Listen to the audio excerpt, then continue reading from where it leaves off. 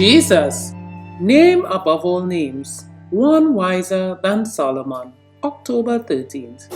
But to those who are called, both Jews and Greeks, Christ the power of God and the wisdom of God. 1 Corinthians 1:24.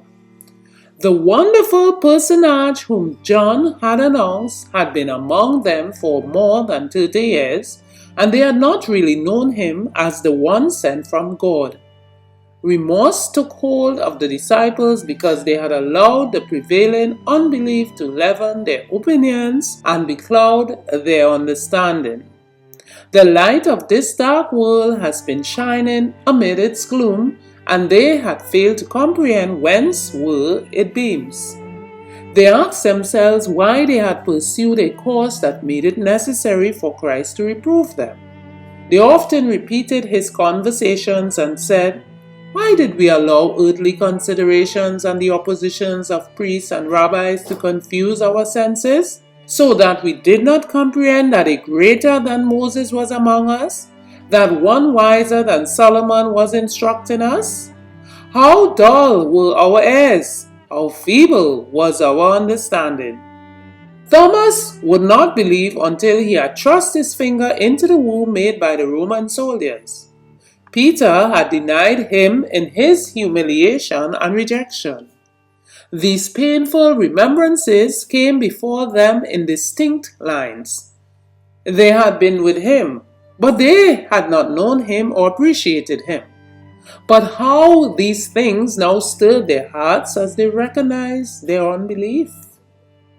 As priests and rulers combined against them, and they were brought before councils and thrust into prison, the followers of Christ rejoiced that they were counted worthy to suffer shame for his name. Acts 5:41.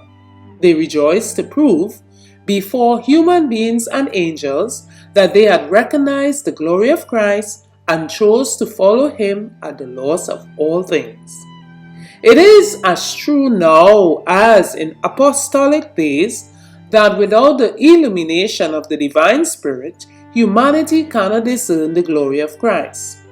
The truth and the work of God are unappreciated by a world-loving and compromising Christianity. Not in the ways of ease, of earthly honor or worldly conformity are the followers of the Master found.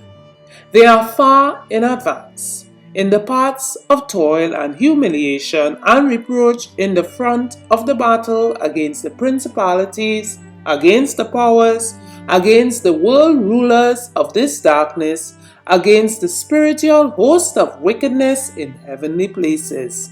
Ephesians 6:12, The Desire of Ages 5:08. Further reflection. How can I make the wisdom of Jesus my own and let it guide my life? From Jesus, Name Above All Names, page 302.